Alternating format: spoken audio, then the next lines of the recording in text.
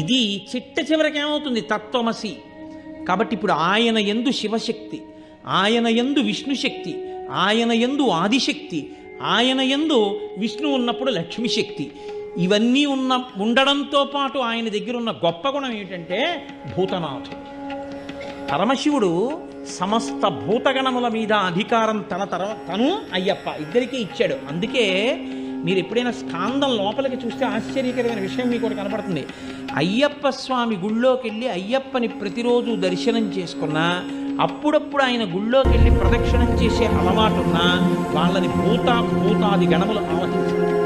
ఎందుకో తెలుసా అండి? ఆయన చెప్పు చేతల్లో ఉంటాయి. ఒరేయ్, నువ్వు వాడి జోలికి వెళ్ళకు అంటాడు ఆయన. వెళ్ళం, మీకు ఉపకారం కాదండి, ఇంకంతకన్నా ఉపకారం ఏంటి? వాళ్ళు వచ్చి మీ మీద పడిపోయారు అనుకోండి, ఎన్నుంటే మాత్రం ఉపయోగం ఏంది? వాళ్ళు మీద పడిపోకుండా ఆయన కాపాడతారు. శివుడి తర్వాత శివుడెంతగా భూతగణముల